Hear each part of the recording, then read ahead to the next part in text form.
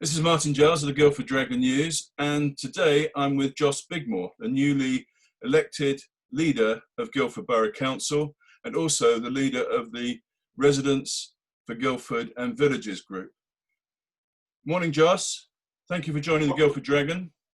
Morning, Martin. I don't know who you're going to be interviewing next. It seems to be on a bit of a downward trend. You've done Sir Ed Davey, the leader of the Lib Dems. You've done our MP, Angela Richardson, and now you've got me. So I wonder where you're going next. Well, I'm sure there's some, I don't know, it's a good point. Who would you suggest?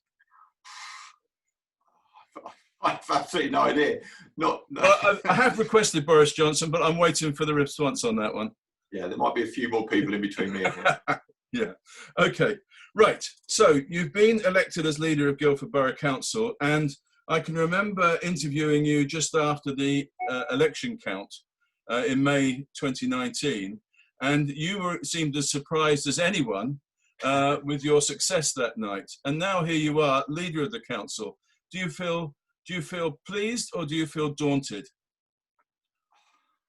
Both, I think, is a fair reflection. I mean, as I said in my in my speech last night, it's an honour and a privilege to be in a position to have this role.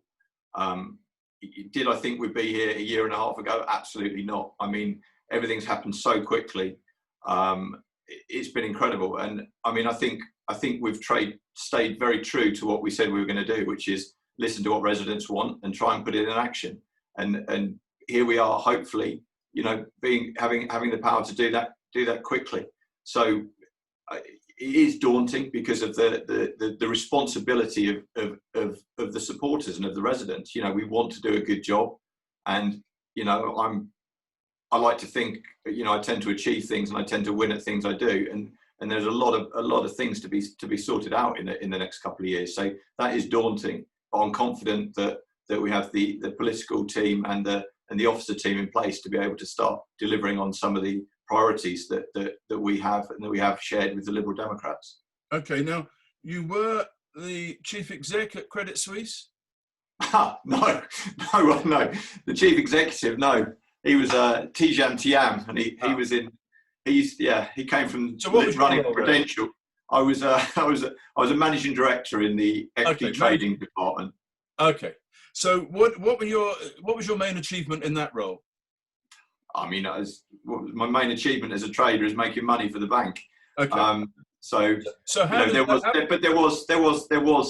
an element. I was in an area that was responsible for dealing with clients and for coming up with ideas for clients to then invest in and co-invest. So there was an element of kind of advisory and sales and you know, dealing with a lot of clients with very different asks and very different temperaments, as well as trading the bank's own money for the benefit of the shareholders. Okay, so what skills from that job are transferable to being the council leader? Any? Listening, patience. Okay. Tomorrow's always another day. I mean, it's resilience is one of the big things. So I think as well, I think trading teaches you that you can do everything right and still lose money. And I think as a politician, you can think you can do everything right and you still end up making the wrong decision. And I think, you know, having the courage to make another decision tomorrow is very important. Okay. Now, are you still pleased you got involved as a council, with politics, local politics? It's a big time commitment. It is, but you know, it's not something. You know, obviously, when we stood a year and a half ago, I didn't really expect to be in this position. But as soon as you get elected, you have a responsibility, and I take the responsibility very seriously. You know, I think I don't regret being a councillor for a minute, and I think if you're going to be a councillor, you have to be ready to take on a senior role in the council. But before this, you'd retired, hadn't you? Well, I don't think retired is the wrong word. I invest money in various small companies that is a pretty flexible time commitment. Okay. But yeah. So I would like to have retired, but I don't think at 45 many people are in that position. No. Okay. So will you stand again in 2023 if the council still exists in its current form, which is a question mark at the moment? Yes, I would. Yes. Okay. Okay. Yeah. Right. So let's now get on to some of the challenges you face. You reiterated your commitment to openness at the council last night. Why do you think, I mean, this sounds like a cultural change you're trying to achieve. Why is that necessary? Why has it become a problem at the council? I think that the council's in the business, or politicians are in the business of making difficult decisions. And it's always a choice between normally very quite worthy causes or there's very few easy decisions. So there's always an element of grey that we operate in.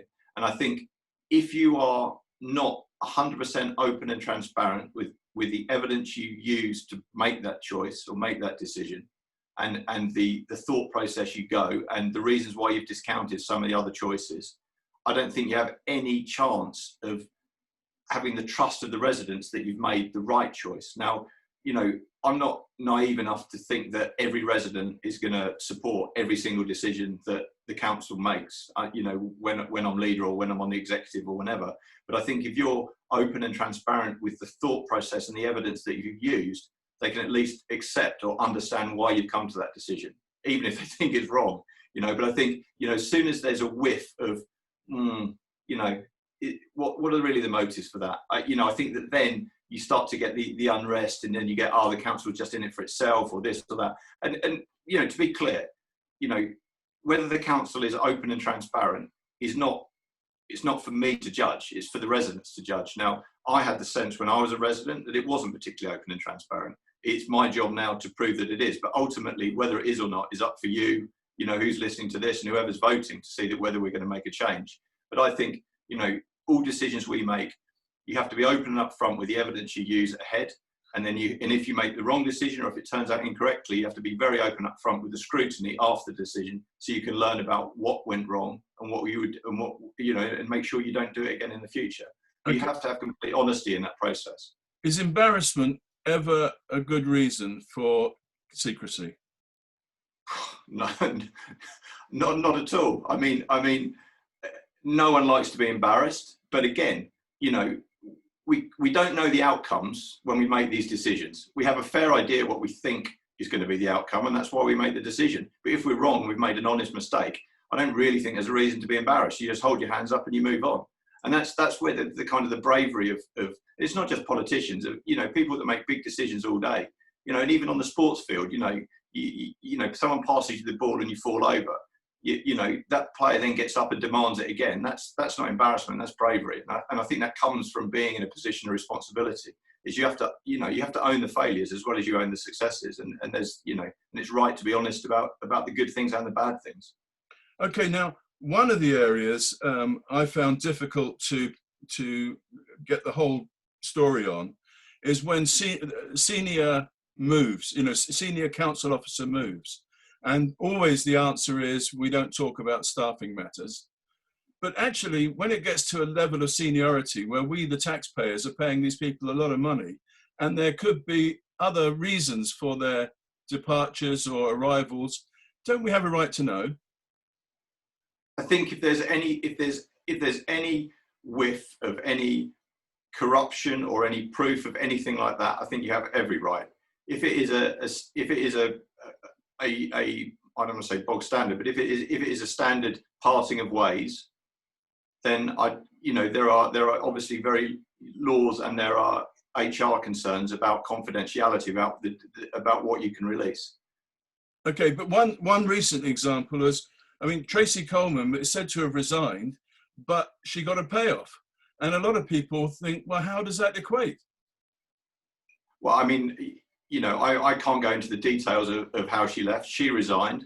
As ever, generally, when you leave a company, there is an element of years in service. There is an element of pension contributions you're entitled to. And, just generally, I'm not speaking about her specific example. And whether you say that's a payoff or whether you say that's a contractual, responsibility of a previous employer, that is what it is. And the council will not comment, and I will not comment on that particular situation. Okay, and what about complaints? Because there have been other instances where there have been complaints against councillors, and again, it's been all kept secret. Don't you think there comes a point where, as in our normal legal process, there is a case made, and actually people should know what's going on. I think there is you are innocent until you're proven guilty. Yes. There needs to be proof of the veracity of a complaint. Otherwise, it can prejudice the work that the council is doing, or the opinion of the person that's judging the complaint. So But I think there is that's not how our legal system works, is it? Once a charge is made, that's made public. It's not proof, but it's obviously there's a prima facie case against someone. And one of the reasons that's thought to be a good idea is it allows other people that may suffer the same behaviour to come forward. Yes, I can see your point. I mean, it's something that I can take back, because I think that there are occasions when you do get vexatious or malicious complaints against people. I think everyone would understand that, Judge. And I think in that case that the target of those has to have a certain level of protection. You know, how we gauge when there is enough proof to be able to publish a charge or an investigation. I think that's something that I could look to investigate. So yes, I will take that on board, Martin. That's a good point. Okay, so now I want to move on to planning, and I'm looking at one of your, you can't see it, or maybe you can see it, that's it. I'm looking at one of your information or your campaigning leaflet, and it says that you're going to fight to amend the local plan, and the plan, because the plan will put 4,000 more houses on our countryside than required for local need. But so what's happened? I mean, because a lot of people now are feeling that there isn't going to be a review of the local plan. I think you said there can't be. So what is the situation there? Well, I think that the leaflet you've brought out, which is very accurate and reflected our aims, was before the strategy and sites part of the local plan was adopted a week before the election. Now, obviously, that document was adopted. It was declared sound by an independent inspector and adopted. You know, we don't think it was the best plan for the residents of Guildford. We don't think it was particularly sound, but we were wrong. And after that plan was adopted, the options we had to amend or do anything with it were, almost all gone because of the decision, to adopt the plan. Now, we had an independent QC, brand new, not involved in the process, come and advise the executive when we took over about our choices, about what we could do to alter that document. And he said pretty much nothing. And then we had 3 judicial reviews challenging the process that were independent of the council, that were all, that failed. So that the soundness of that plan and the veracity of the process, there's nothing I can do about it at this stage. Okay. There is a formal review process which has to be completed within 5 years of the inception of the plan. So at some point in this council term, we will have to start a formal review of the local plan. So that is something that we've committed to do. But we also have, the rest of the local plan to finish. The development management policies are equally as important, because to my mind, as an R4GV councillor and as a resident of Guildford, I think we have got the balance of new homes wrong. I think we should have more homes in the town centre.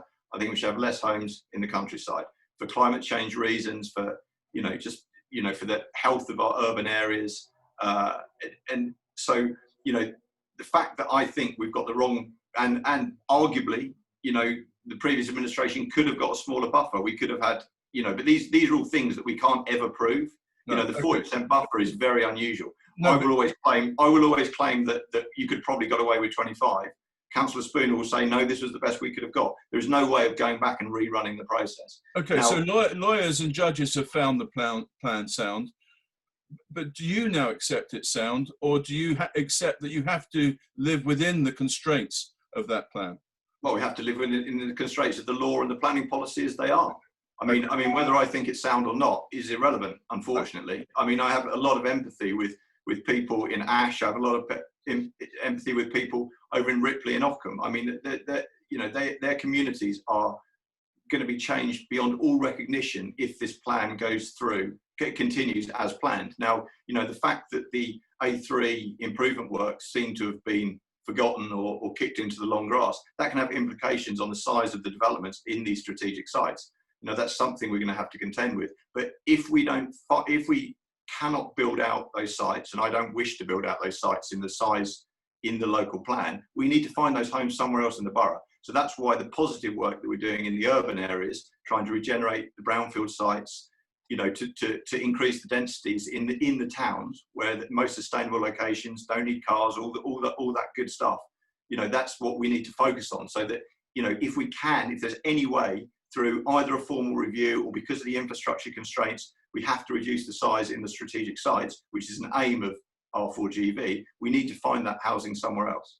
But isn't the truth that the chips are stacked against you? The government is determined to drive through large development projects. They're getting money from the developers, which may or may not be influencing their policies.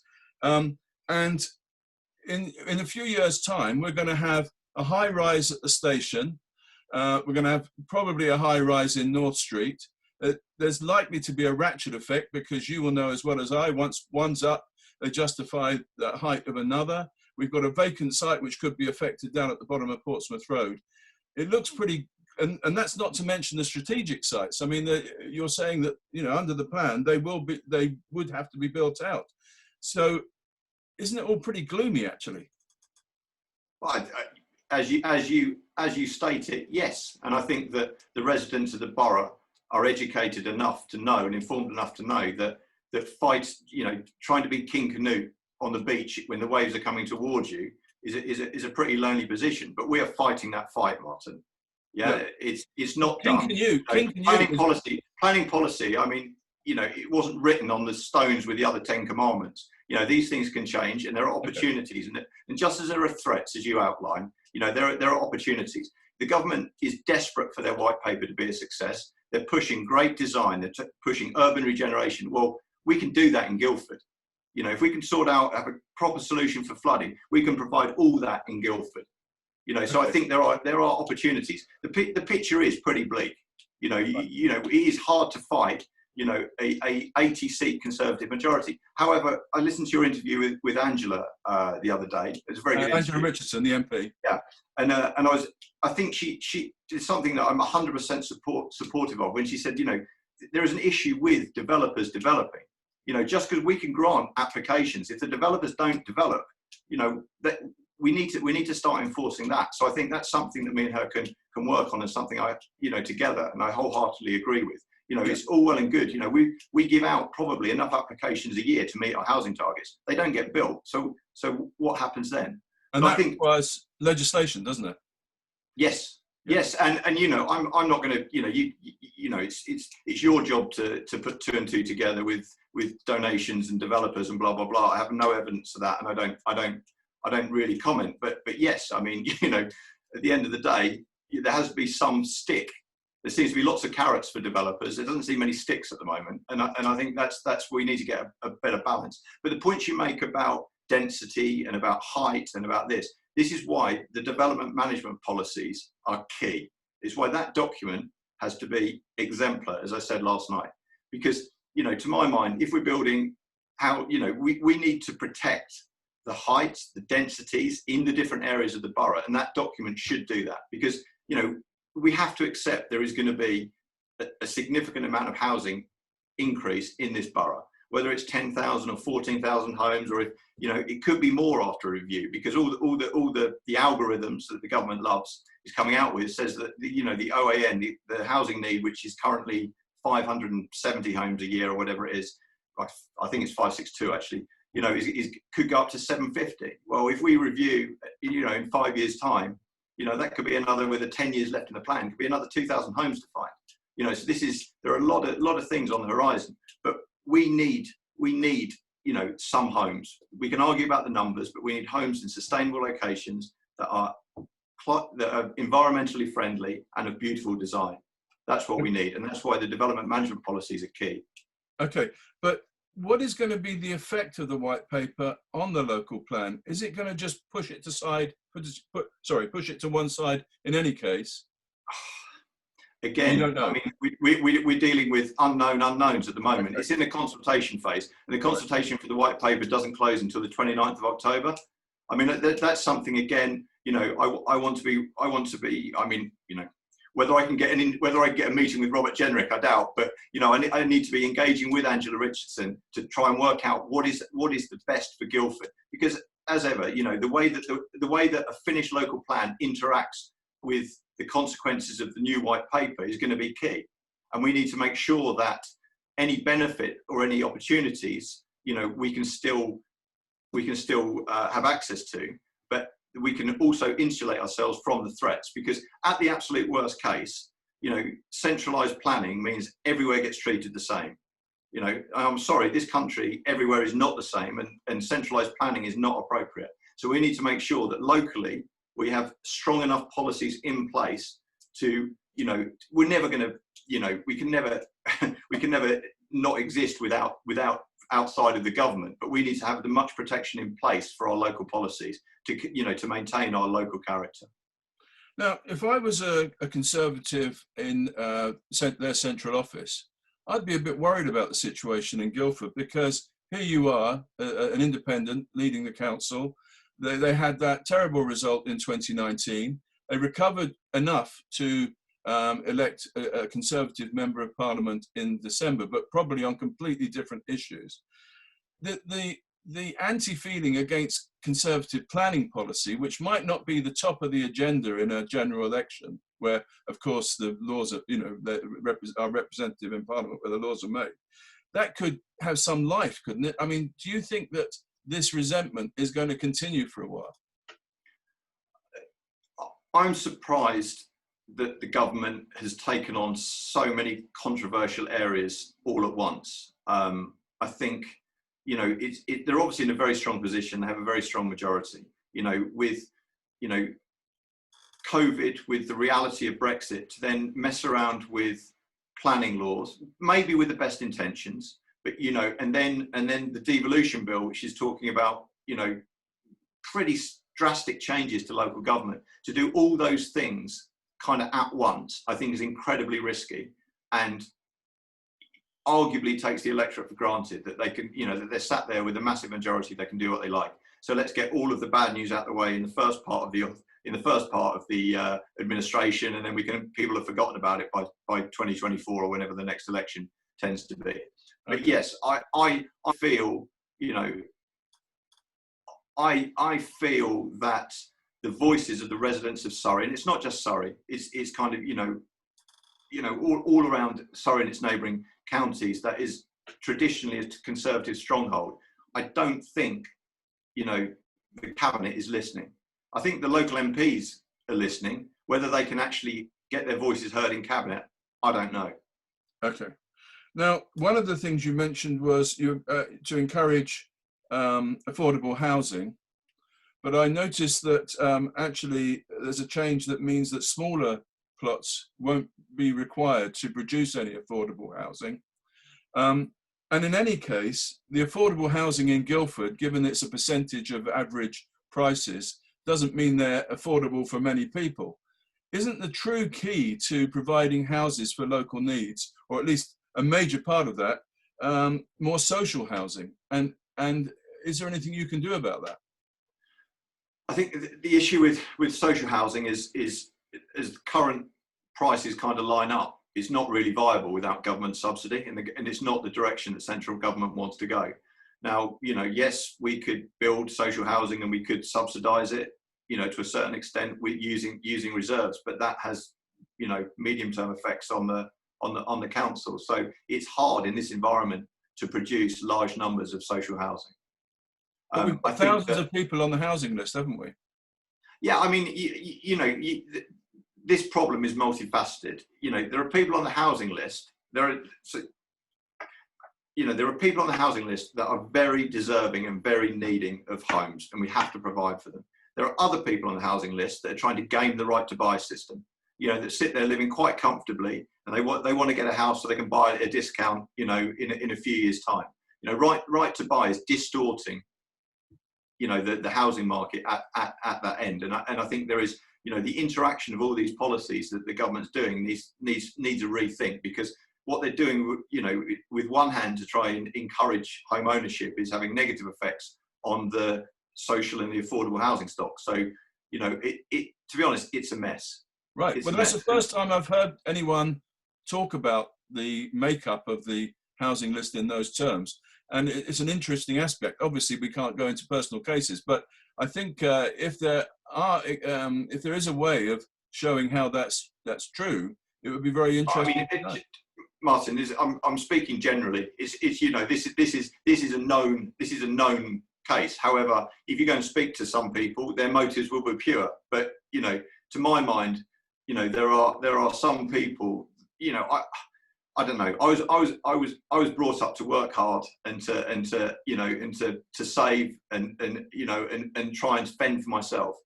You know, and I think the majority of people in this country and in this borough try and do that.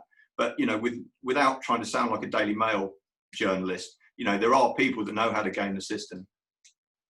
Okay, right. Now let's switch to county level politics, or at least their proposal for a single unitary authority. You were strong last night in saying you were against it. What is your policy and preferences for that? I don't think you're set against unitary authorities per se. It was the form that was proposed. Is that correct? Yes, I mean, I think that, I mean, you know, I think you will speak to any politician or any local councillor and any council officer. They will tell you there are synergies to be made, you know, and economies of scale to be exploited in the current system of having, you know, 11 districts and boroughs and a county authority. You know, there is duplication of very similar service, and there's probably some significant savings to be made. You know, my issue with, but if you follow that logic, we'd have one council for the region, wouldn't we? Or one. We would. Yeah. However, then you're dealing with 1.2 million people being represented by 83 county councillors. Yeah. And I think that is too much. I think by the government's own kind of, well, initial mutterings, because let's face it, this thing has been, you know, U-turn to long grass to the, you know, no one really knows what's going on. And I think the minister in charge has stepped down. So now there's a new minister, and it's, you know, it's somewhere else where we have absolutely no idea what's going on in central government. However, all we can do as districts and boroughs is prepare our business case and come up with a positive view about what we can do ourselves. Now, irrespective of whether we have a unitary authority, 2 or 3 or 4, you know, the districts and the boroughs and the county need to find ways to save money and deliver services better and more efficiently going forward because of the damage that the COVID crisis has done to our balance sheets. So the work that district and boroughs are doing alongside KPMG, taking an in-depth look at what we do, how we do it, and any synergies and cost saving, you know, that's essential. The fact that it's taken the threat from the county of abolishing all of us to kind of kick it off has actually been a good thing, because the districts and boroughs are working extremely well together. And we've just, you know, taken external advice on the best thing to do. So I cannot at this point tell you what my preferred solution is, because KPMG are a month into a 3-month project looking, you know, and we're doing this, no politics. It's like, you know, here's our accounts, this is how we do things, go away and tell us what you think.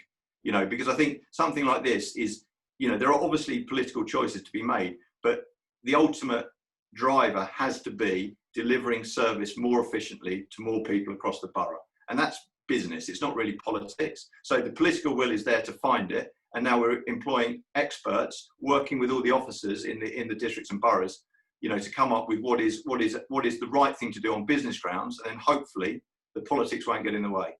But how will a group or a party with Guildford in its title fit into any unitary authority where the boundaries will be much wider than the existing Guildford Borough?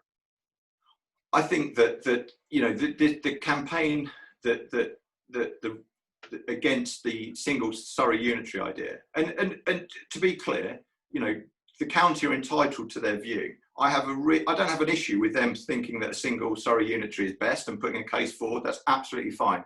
The fact they did it in secret without discussing it with any district and boroughs, and not even some of their own conservatives, I think is incredibly rude. and it's not how you do But things. don't you think there was? But I thought you said there was a political dimension to this. Well, I think there is. I mean, Right. otherwise, why would you keep it from all other political parties? Yeah, okay, but you just said you thought it was fine for them to do that. So presumably, No, I think it's fine for them to come up. I think it's fine for them to prepare a business case, to come Right. up with a that can compete fairly against ours. But for them to try and drive through something without looking at anything else, for what I think the majority of the county would agree with me, is driven up more by political gain than it is Okay. by business. I Okay. think I think that's wrong, and I think it's disrespectful to all of the districts and boroughs, and the feeling that it's kind of togetherness with the district and boroughs, is quite something to watch, because I've only been to a few group leaders meetings now, but it was described to me as like the old stereotypical trying to herd cats, but everyone speaks as one in the district and boroughs. And I think the resident groups have formed a group called RASU, the Residents Against Single Surrey Unitary. Yeah. And that has shown us that Farnham residents, Tandridge residents, Guildford residents have a lot of things in common. We may have a different town in our name, but our focus is local issues, residents. And a lot of those issues are the same in Surrey, no matter where you are. So I think one of the positive things that's come out of this threat is the fact that the residents groups themselves are coalescing into a cohesive, political force. Because I agree with you, if you have the next county elections, if you have 4 Farnham residents, 4 Guildford residents, and you can't actually find enough common ground to be a coherent political force, it's pointless, because you're just all going to be arguing for your little area. So I think, the fact that this campaign has brought all the resident groups together, it's got kind of a single enemy, if you want to be a bit sensationalist about it, is really shown us that we can work together. And there's now, moves to having a county council election wing of that group, where we can all pool ideas and come up with some consistent themes in our campaigns. We're not all, there are still going to be local issues, just as there are for national party county council councillors. Okay. But I think it's a really positive thing to come out. Right, now the Surrey County Council election is scheduled to go ahead next May. Yeah. Pandemic allowing, I suppose. But are you going to be fielding candidates? And can you say now whether you would contemplate any kind of electoral pact with any other party, presumably Lib Dems? I mean, we will be fighting them. I mean, there was, before this whole unitary issue arose, we were contemplating, just focusing on the borough, but it's become clear that residents need their voice at the county. And, I think that balance, at the moment, the balance is wrong. All the voices are coming from above, from Westminster, and they're forgetting about the people at the bottom. And I think, we deserve it to the people that vote for us, to stand at county, and we're going to stand and fight all the seats we can at county. Okay.